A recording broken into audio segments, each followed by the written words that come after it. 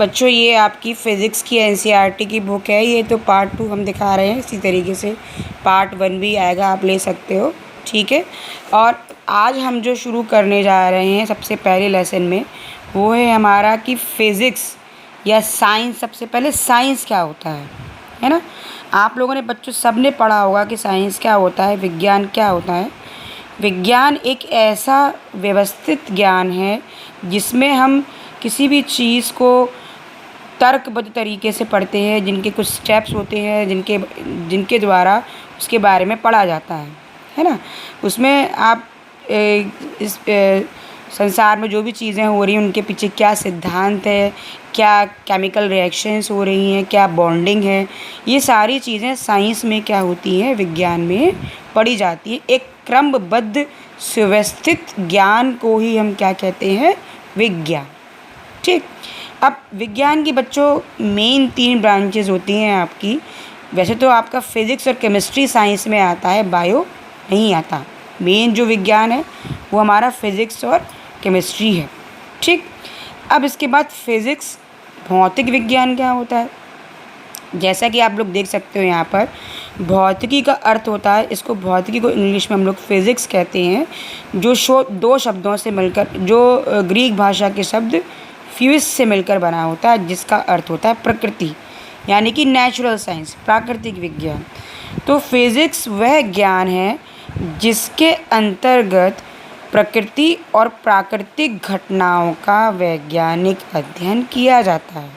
मतलब प्रकृति मतलब नेचर में जो भी आपकी नेचुरली जो भी चीज़ें हो रही हैं, जिनका हम लोग स्टडी करते हैं, जिनके बारे में कि ये घटनाएं क्यों हो रही हैं, वो हमारी फ़िज़िक्स है, ठीक है।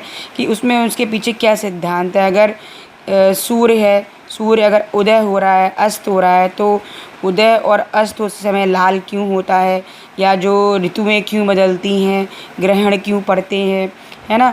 ये चंद्रमा है, चंद्रमा सूर्य के चारों ओर चक्कर लगाता है, बीच में आ जाएगा तो क्या होगा। अगर पृथ्वी सूर्य चंद्रमा के बीच में आएगी तो क्या होगा, किस गति से चक्कर लगाते हैं।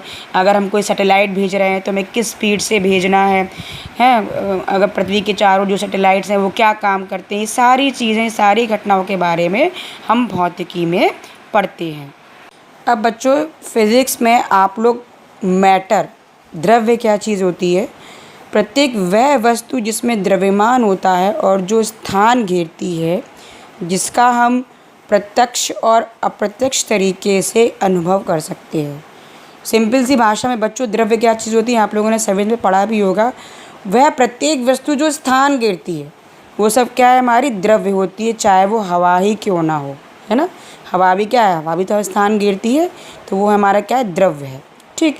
जैसे कि तुम्हारा पत्थर है, लोहा है, सोना, पानी, हवा, एयर में पार्टिकल्स होते हैं, ये सब क्या है, हमारा द्रव्य है। अब आता है ऊर्जा या एनर्जी क्या होती है, किसी भी वस्तु को कार्य करने की क्षमता। जब आप कोई भी काम करते हो तो उस काम को करने के लिए हमें क्या चाहिए, एनर्जी, है ना। अगर आपके पास एनर्जी नहीं होगी तो आप उस काम को नहीं कर पाओगे। तो किसी भी वस्तु के कार्य करने की क्षमता क्या कहलाती है, ऊर्जा कहलाती है। और ऊर्जा कई प्रकार की होती है बच्चों। मेन जो ऊर्जा होती है वो तुम्हारी 2 प्रकार की तुम लोगों ने पढ़ी होगी। एक होती है हमारी गतिज ऊर्जा और एक होती है स्थितिज ऊर्जा, है ना। लेकिन उसके बाद हम ऊर्जा के कई प्रकार पढ़ते हैं कि ऊष्मा ऊर्जा, प्रकाश ऊर्जा, ध्वनि ऊर्जा, विद्युत ऊर्जा, चुंबकीय ऊर्जा, नाभिकीय ऊर्जा, है ना, रासायनिक ऊर्जा। तो इस तरीके से ऊर्जा के भी क्या होते हैं, कई सारे रूप होते हैं, ठीक। और जो द्रव्य और ऊर्जा होते हैं वो इंडिपेंडेंट होते हैं, एक दूसरे पर निर्भर नहीं करते हैं और इनमें आपस में कोई भी संबंध नहीं होता, ठीक। लेकिन द्रव्यमान को हम ऊर्जा में, द्रव्यमान और ऊर्जा में एक रिलेशन होता है बच्चों। आप लोगों ने आइंस्टीन की इक्वेशन पढ़ी होगी, E = mc²। ये किसकी इक्वेशन है, आइंस्टीन की इक्वेशन है। इसके द्वारा आप क्या कर सकते हो, यहाँ E हमारी क्या है, ऊर्जा है, m द्रव्यमान है और c क्या है, प्रकाश का वेग। तो आप इस फॉर्मूले के द्वारा द्रव्यमान को ऊर्जा में और ऊर्जा को द्रव्यमान में बदल सकते हो, ठीक।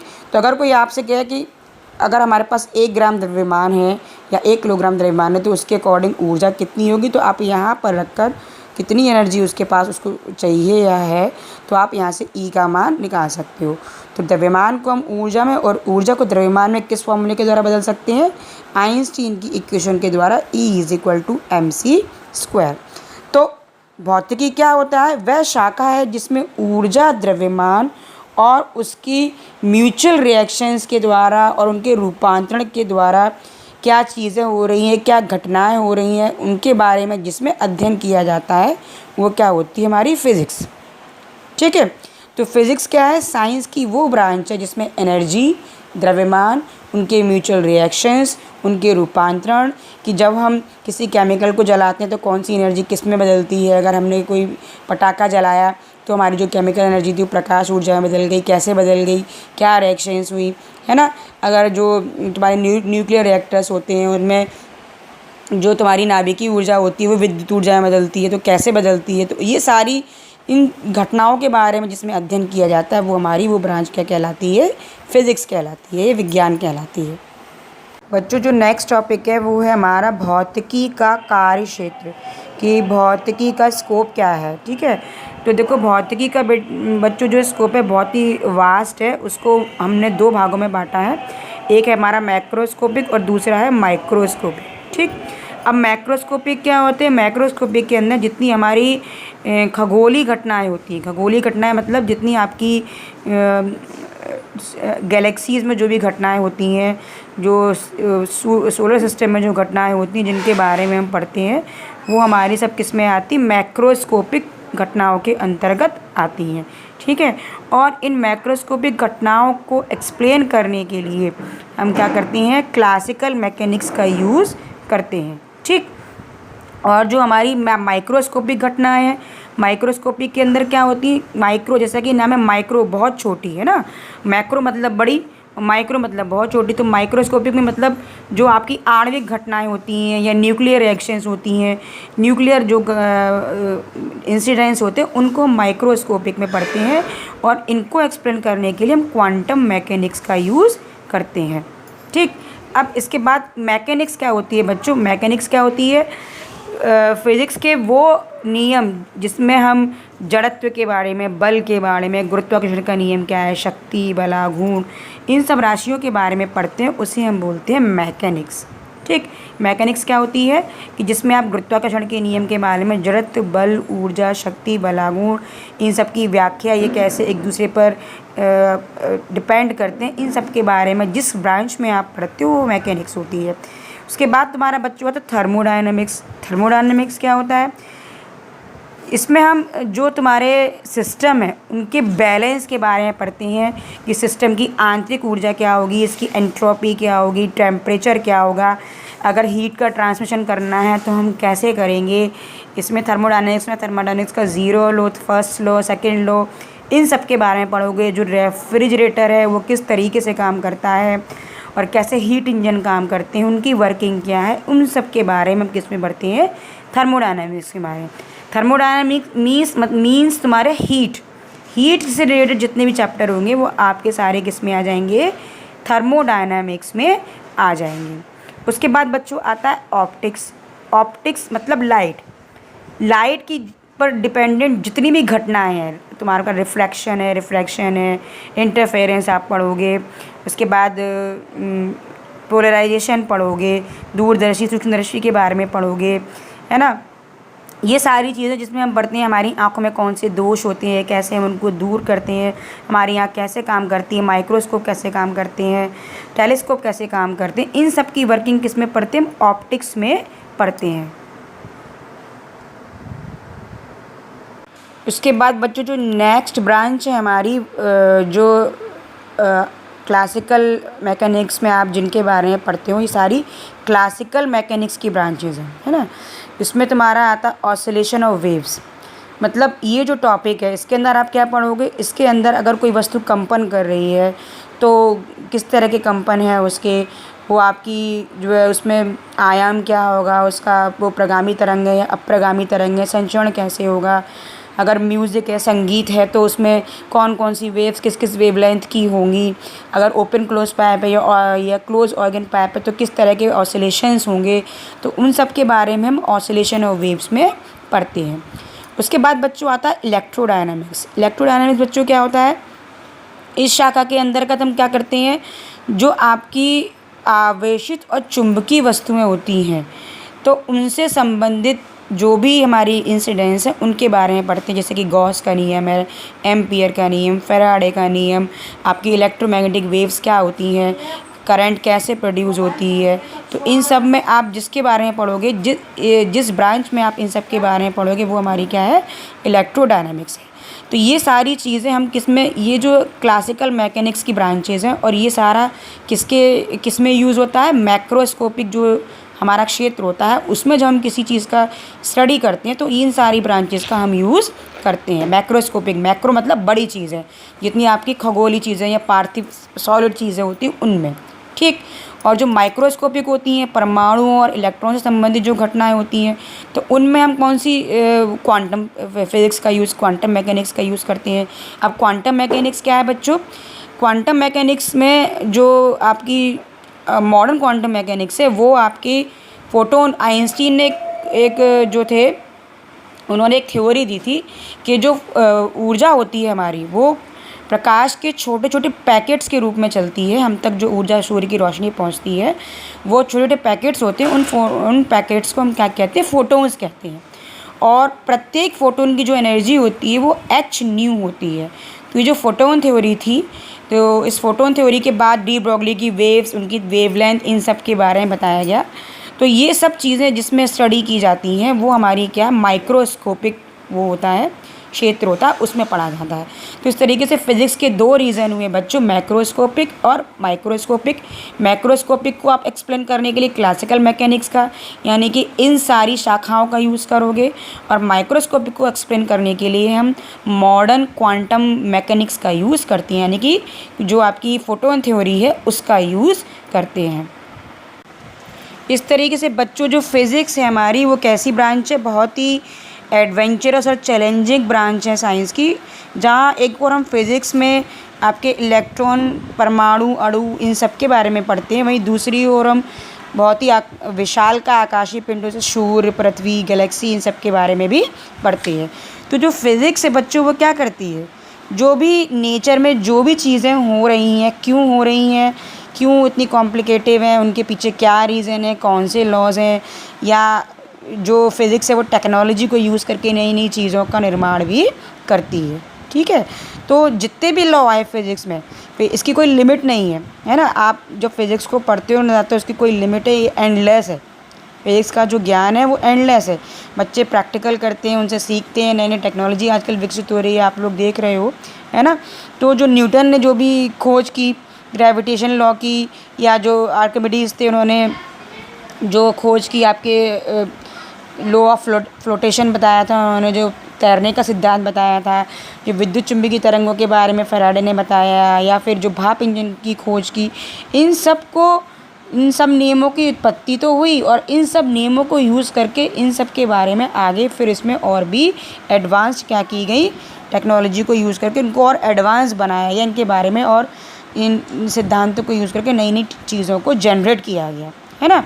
तो फिज़िक्स क्या है, फिज़िक्स जो होती है वो क्या करती है, विश्व की जितनी भी घटनाएं हैं, जीवित हो या अजीवित हो, उन सब के बारे में वो हमको बताती है। उन सब के बारे में क्या, उनके पीछे क्या थ्योरी है, कैसे वो काम कर रहा है, उन सब के बारे में फ़िज़िक्स हमको बताता है। बच्चों जो आपका फ़िज़िक्स में लेसन चल रहा है भौतिक जगत, उसी टॉपिक के कंटिन्यूशन में जो नेक्स्ट टॉपिक है वो है हमारा भौतिकी, प्रौद्योगिकी एवं समाज, कि किस तरीके से फ़िज़िक्स की जो टेक्नोलॉजी है वो सोसाइटी के लिए यूज़फुल है ना। तो आप लोगों ने बच्चों देखा होगा कि जो फ़िज़िक्स है, फ़िज़िक्स के नियमों के बेस पर ही क्या हुआ, टेक्नोलॉजी हमारी डेवलप्ड हुई। आजकल जो आप बड़ी बड़ी वॉशिंग मशीन्स देख रहे हो जो आपकी फुली ऑटोमेटिक होती हैं, फ्रिजेज़ है, रेफ्रिजरेटर्स है ना, और जो नई नई टेक्नोलॉजी के माइक्रोवेव्स हैं, जो नए नए टेक्नोलॉजी के जो सामान आते जा रहे हैं जिन्हें आप यूज़ करते हैं, तो वो सब किस पर बेस्ड बनते हैं, वो सब आपकी फ़िज़िक्स के सिद्धांतों, नियमों को यूज़ करके ही टेक्नोलॉजी को डेवलप किया गया, और उसी टेक्नोलॉजी के अकॉर्डिंग वो सब क्या करते हैं, काम करते हैं, है ना।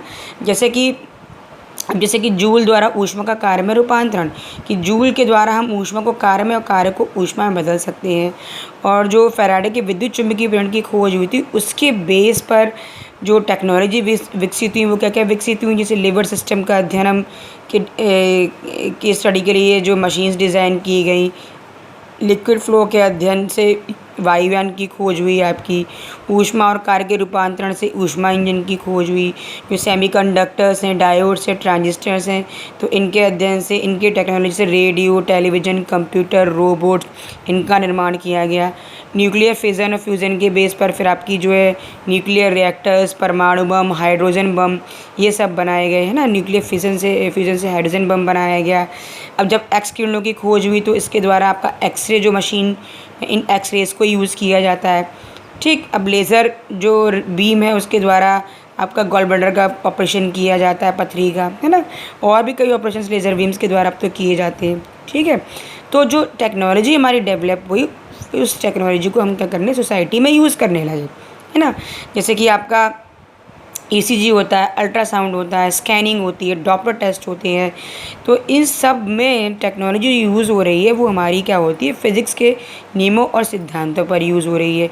आजकल जो रेलवे रिजर्वेशन किए जाते हैं, आप लोग ई टिकट्स बुक करते हो, इंटरनेट बैंकिंग देखते हो, और जो भी चीज़ें हैं वो सब किस पर डिपेंड है आपकी, आप वेदर फोरकास्ट कर सकते हो। कोई भी अगर आपका जो है शत्रु विमान अगर आपकी सीमा में आया, तो हम ये रडार से पता कर सकते हैं कि वो किस कहाँ पर है, उसकी पोजीशन क्या है, किस रेंज का है।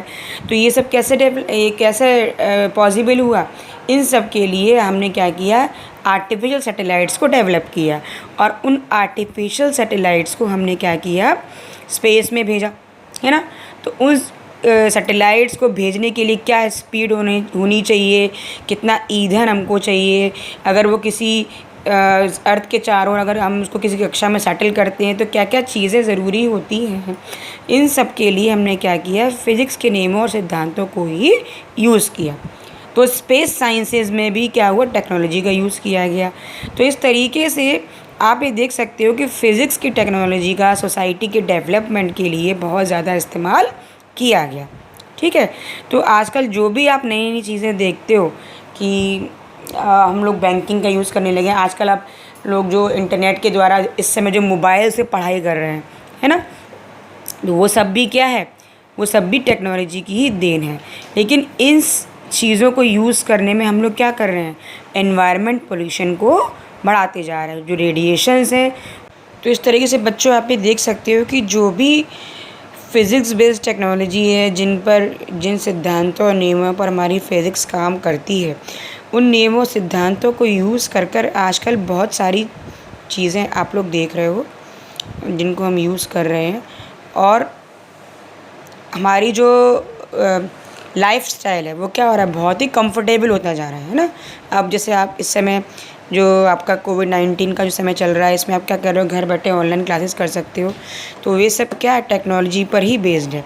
लेकिन इस टेक्नोलॉजी को जब हम यूज़ करते हैं, तो कुछ ऐसी क्रियाएं भी होती हैं जो हमारे लिए हार्मफुल होती हैं। जिन रेडिएशन पर बेस्ड आप ये काम कर रहे हो, जो क्लासेस कर रहे हो, तो जब इन 4G और 5G नेटवर्क्स को डेवलप किया गया, तो इनके लिए बड़े बड़े एंटीनाज लगाए गए। तो उनसे जो रेडिएशंस निकलते हैं बच्चों, वो हमारे शरीर के लिए बहुत हानिकारक होते हैं। आप लोगों ने देखा होगा जो गौरैया बर्ड है, गौरैया जो चिड़िया है, उसके लिए बहुत हानिकारक है ये सब रेज। तो धीरे धीरे जब यही चीज़ें, जब 5G आएगा, तो वो और भी हानिकारक होगा, मनुष्य के लिए भी और जानवरों के लिए भी। तो इस तरीके से जैसे जैसे हमारी टेक्नोलॉजी डेवलप होती जा रही है, हम अपने लिए क्या करते जा रहे हैं, वो चीज़ें हमारे लिए विनाशकारी भी होती जा रही है। जैसे कि विज्ञान का एक पक्ष जहाँ हमारे लिए सुखदायी है, वहाँ वो विनाशकारी भी है। में प्रकृति में पाए जाने वाले फंडामेंटल फोर्सेस के बारे में बात करेंगे। हमारे 4 फंडामेंटल फोर्सेस हैं, गुरुत्वाकर्षण बल, विद्युत चुम्बकीय बल, प्रबल नाभिकीय बल और क्षीण नाभिकीय बल।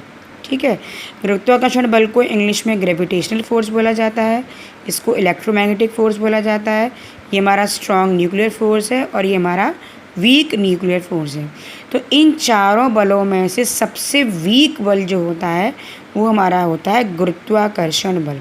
ठीक बच्चों, गुरुत्वाकर्षण बल होता है पृथ्वी पर जो भी द्रव्यमान है, मान लो एक द्रव्यमान ये m1 है, एक द्रव्यमान, और ये एक द्रव्यमान, एक बॉडी इसका द्रव्यमान m2 है, इनके बीच की दूरी हमने मान ली r है। तो जो गुरुत्वाकर्षण बल होता है वो पृथ्वी पर पाए जाने वाले किन्हीं भी दो द्रव्यमानों के बीच में कार्य करता है, और ये बल हमेशा कैसा होता है? आकर्षण बल होता है। अगर इन दोनों के बीच में बच्चों F फोर्स कार्य कर रहा है, तो ये जो गुरुत्वाकर्षण बल होगा इन द्रव्यमानों के गुणनफल के अनुक्रमानुपाती होता है, यानी कि F is directly proportional to, अब हमें क्या करना है? इन द्रव्यमानों का गुणा करना है, यानी कि m1 × m2। ठीक, तो इन द्रव्यमानों के गुणनफल के अनुक्रमानुपाती होता है, और इनके बीच की दूरी क्या है? r। बीच की दूरी के वर्ग, पहले वर्ग करेंगे, वर्ग के व्युत्क्रमानुपाती होता है। तो यहाँ जो F है वो हमारा क्या है? ये हमारा क्या है? गुरुत्वाकर्षण बल।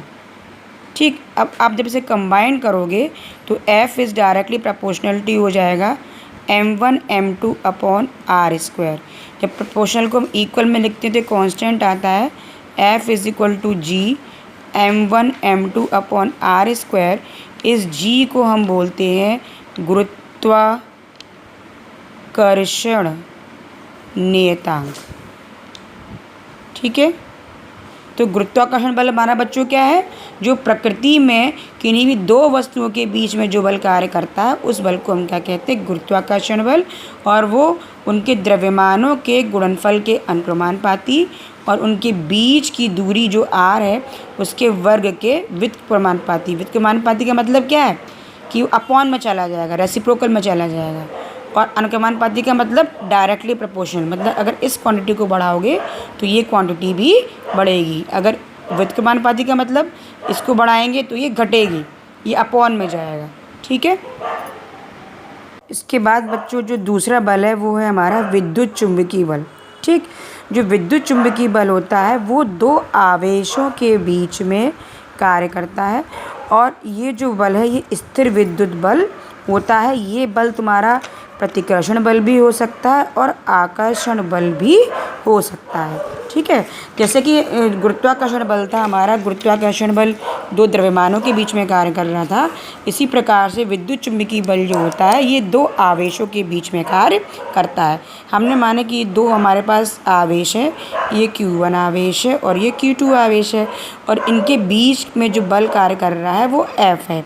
तो ये जो F है ये हमारा आकर्षण बल भी हो सकता है और प्रतिकर्षण बल भी हो सकता है, और ये डिपेंड करता है इनके नेचर पर। अगर ये दोनों बल आपके, ये दोनों आवेश अगर आपके पॉजिटिव है, अगर Q1 भी पॉजिटिव है और ये भी पॉजिटिव है, तो इन दोनों के बीच में जो बल कार्य करेगा वो हमारा प्रतिकर्षण बल होगा। अगर ऐसे ये दोनों आवेश निगेटिव हैं, ये भी निगेटिव ये भी निगेटिव है, तो प्रतिकर्षण बल होगा। लेकिन अगर एक पॉजिटिव है और एक निगेटिव है तो इनके बीच में जो बल कार्य करेगा वो हमारा क्या होगा? आकर्षण बल होगा।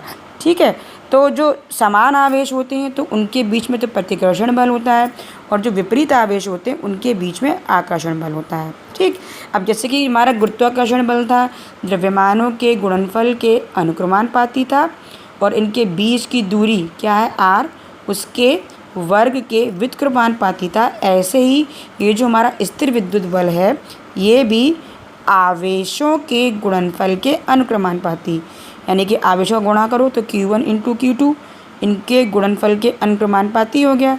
और अगर इनके बीच की दूरी r है तो दूरी का वर्ग करेंगे, फिर ये हो गया व्युत्क्रमानुपाती, नीचे चलाएगा तो क्या हो गया? व्युत्क्रमानुपाती। तो दूरी के वर्ग के व्युत्क्रमानुपाती होता है। ठीक, अगर इसको कंबाइन करोगे तो ये हो जाएगा F is directly proportional to Q1 Q2 upon r², जहाँ F हमारा क्या है? विद्युत चुंबकीय बल या स्थिर विद्युत बल भी इसको हम कह सकते हैं। ठीक, यही चीज़ में दी गई है। और जब आप प्रोपोर्शनल को इक्वल में लिखते हो तो एक कांस्टेंट आता है K, ये कांस्टेंट होता है, और ये जो होता है ये माध्यम पर डिपेंड करता है, माध्यम के गुणों पर डिपेंड करता है। ठीक है, तो इस तरीके से बच्चों जो विद्युत स्थिर विद्युत बल था जो दो आवेशों के बीच में कार्य कर रहा था, वो हमारा F था। ठीक, लेकिन यहाँ विद्युत चुंबकीय बल के बारे में बात हो रही है, मतलब विद्युत बल भी और चुंबकीय बल भी है। तो ये दोनों बल एक साथ कैसे उत्पन्न होंगे? देखो, जब कोई आवेश चलता है, गतिमान होता है, तो उसके कारण भी क्या होता है? एक चुंबकीय क्षेत्र उत्पन्न होता है। ठीक, और जब अन्य आवेश चुंबकीय क्षेत्र के भीतर गतिमान होते हैं तो उस पर एक चुंबकीय बल कार्य करता है। इस तरीके से चुंबकीय बल और विद्युत बल, इन दोनों को हम अलग अलग नहीं कर सकते, इसलिए इनको कंबाइंड रूप में हम बोलते हैं विद्युत चुंबकीय क्षेत्र या विद्युत चुंबकीय बल। तो चुंबकीय क्षेत्र और विद्युत क्षेत्र दोनों को मिलाकर क्या बनता है? एक विद्युत चुंबकीय क्षेत्र बनता है, और इन क्षेत्र के कारण उत्पन्न बल को हम क्या कहेंगे? विद्युत चुंबकीय बल कहेंगे। अब जो प्रबल नाभिकीय बल है वो क्या होता है? जो नाभिक में हमारे, तुमको पता है बच्चों, नाभिक के अंदर हमारे क्या होते हैं? प्रोटॉन्स और न्यूट्रॉन्स होते हैं। तो इन प्रोटॉन्स और न्यूट्रॉन्स को एक साथ जो बल बांध कर रखता है, उस बल को हम बोलते हैं प्रबल नाभिकीय बल। और जो प्रबल नाभिकीय बल होता है वो चुंबकीय बलों से कितने गुना ज़्यादा होता है? 100 गुना ज़्यादा होता है। और प्रबल नाभिकीय बल हमारा आवेश पर निर्भर नहीं करता। अब आपके नाभिक के अंदर प्रोटॉन भी है और न्यूट्रॉन भी है, तो चाहे 2 प्रोटॉन हो उनके बीच में, या 2 न्यूट्रॉन हो उनके बीच में, या 1 प्रोटॉन हो या 1 न्यूट्रॉन हो, उनके बीच में हमारा कौन सा बल कार्य करेगा? प्रबल नाभिकीय बल। और ये इस विद्युत चुंबकीय बल से कितना ज़्यादा होगा? 100 गुना ज़्यादा होगा। लेकिन इसकी रेंज बहुत शॉर्ट होती है, मतलब ये नाभिक के भीतर ही खाली प्रभावी होता है, बाहर प्रभावी नहीं होता, बहुत शॉर्ट रेंज बल ये होता है। इसके बाद हमारा आता है बच्चों वीक न्यूक्लियर फोर्स। अब वीक न्यूक्लियर फोर्स क्या होता है? आप लोगों ने कुछ न्यूक्लियर इंसिडेंट्स पढ़े होंगे, जैसे कि नाभिकीय विखंडन और नाभिकीय संलयन, और रेडियो एक्टिव प्रॉपर्टी पढ़ी होगी कि कुछ पार्टिकल्स ऐसे होते हैं जो स्वतः ही अल्फ़ा बीटा गामा किरणों को उत्सर्जित करते हैं। ठीक है, तो जो वो रेडियो एक्टिव नाभिक जिनके बीटा डिके के कारण क्या होता है? एक क्षीण नाभिकीय बल हमारा उत्पन्न कार्य करने लगता है। तो प्रबल नाभिकीय बलों की बात भी की तरह ही जो तुम्हारा ये जो वीक न्यूक्लियर फोर्स है, ये भी शॉर्ट रेंज होता है। और जो रेडियो एक्टिव नाभिक होते हैं जिनसे बीटा डिके होता है, तो उन नाभिकों के बीच में और मूल कणों के बीच में जो बल कार्य करता है उसे हम बोलते हैं वीक न्यूक्लियर फोर्स। ठीक है, और बहुत ज़्यादा रेंज होने पर ये जो बल होते हैं वो हमारे कैसे हो जाते हैं? ख़त्म हो जाते हैं। तो ये जो हमारा क्षीण नाभिकीय बल है, ये जो चारों बल हमारे थे, गुरुत्वाकर्षण बल, विद्युत चुंबकीय बल, प्रबल नाभिकीय बल और क्षीण नाभिकीय बल, ये कुछ पार्टिकल्स होते हैं, उनके एक्सचेंज से उत्पन्न होते हैं। जैसे कि विद्युत चुंबकीय बल होता है वो फोटॉन्स के एक्सचेंज से उत्पन्न होता है, प्रबल नाभिकीय बल हमारा मेसॉन्स के एक्सचेंज से उत्पन्न होता है, और जो तुम्हारा क्षीण नाभिकीय बल है वो बोसॉन्स, ये पार्टिकल्स, इलेक्ट्रॉन प्रोटॉन न्यूट्रॉन्स के अलावा भी ये पार्टिकल्स पाए जाते हैं, इनके एक्सचेंज से उत्पन्न होता है। बच्चों, इससे पहले वाली वीडियो में आपने देखा कि प्रकृति में 4 मूल बल पाए जाते हैं बच्चों। पहला बल है हमारा गुरुत्वाकर्षण बल, दूसरा है विद्युत चुंबकीय बल, तीसरा है प्रबल नाभिकीय बल, और चौथा क्षीण नाभिकीय बल। तो इन सभी बलों में सबसे वीक फोर्स हमारा गुरुत्वाकर्षण बल होता है, और सबसे स्ट्रॉन्ग फोर्स प्रबल नाभिकीय बल होता है, और ये विद्युत चुंबकीय बलों से भी 100 गुना ज़्यादा होता है। ये चीज़ आप पहले वाले वीडियो में पढ़ चुके हैं।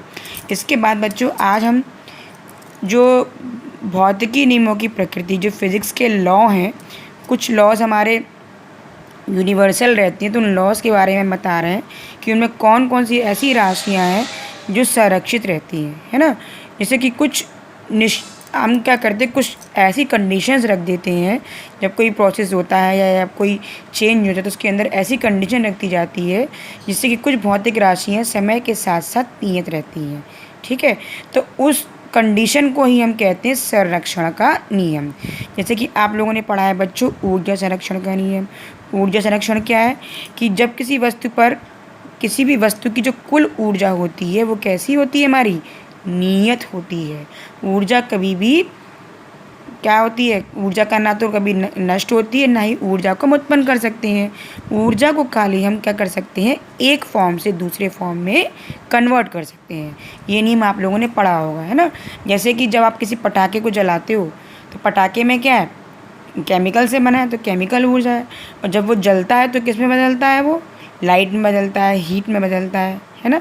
तो साउंड भी निकलती है। तो इस तरीके से हमारी जो केमिकल एनर्जी है वो किस में बदल गई, लाइट एनर्जी में, हीट एनर्जी में और साउंड एनर्जी में बदल गई। ठीक है, जब आप किसी चीज़ को फेंकते हो तो जो मस्कुलर एनर्जी है हमारी वो गतिज ऊर्जा में और पोटेंशियल एनर्जी में कन्वर्ट हो गई।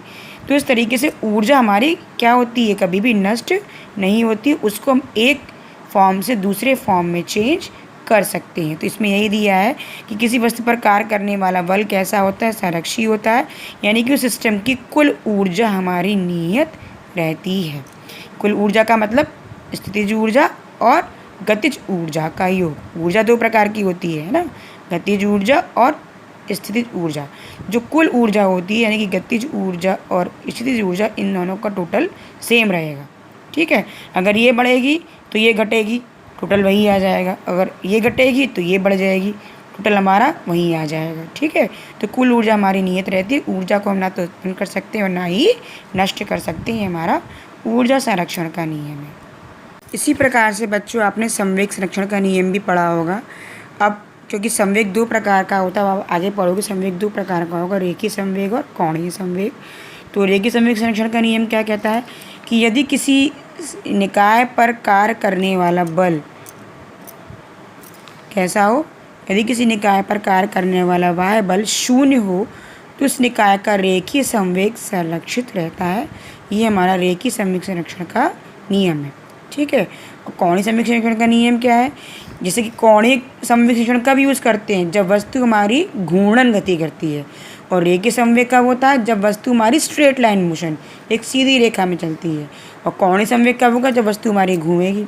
जैसे कि इसमें था कि सिस्टम पर अगर कोई बल नहीं लग रहा है, अगर उस पर बल शून्य है तो उसका रेखीय संवेग नियत है। ऐसे ही इसमें क्या होगा, बल की जगह क्या हो जाएगा, बल आघूर्ण। क्योंकि जब इसमें हम किसी वस्तु को घुमाते हैं तो घुमाने के लिए क्या चाहिए, हमको बल आघूर्ण चाहिए। ठीक है, तो यहाँ क्या चीज़ शून्य होगी, बल आघूर्ण। तो अगर किसी सिस्टम पर कार्य करने वाला बल आघूर्ण शून्य होगा तो उस निकाय का कोणीय संवेग भी कैसा रहेगा, संरक्षित रहेगा। ठीक, अभी इसको हम आपको समझा देंगे और क्लियर कर देंगे। अब द्रव्यमान ऊर्जा संरक्षण का नियम क्या है, इस नियम के अनुसार ये आइंस्टीन ने दिया था कि द्रव्यमान को हम ऊर्जा में और ऊर्जा को द्रव्यमान में बदल सकते हैं। इक्वेशन आप लोगों ने पढ़ी हुई होगी, E = mc², जहाँ E क्या है, ऊर्जा, और m क्या है, द्रव्यमान। ये जूल में होती है, ये किलोग्राम में होता है, और c क्या है, प्रकाश का वेग है। ठीक है, तो इस फॉर्मूले से आप ऊर्जा को द्रव्यमान में और द्रव्यमान को ऊर्जा में बदल सकते हो।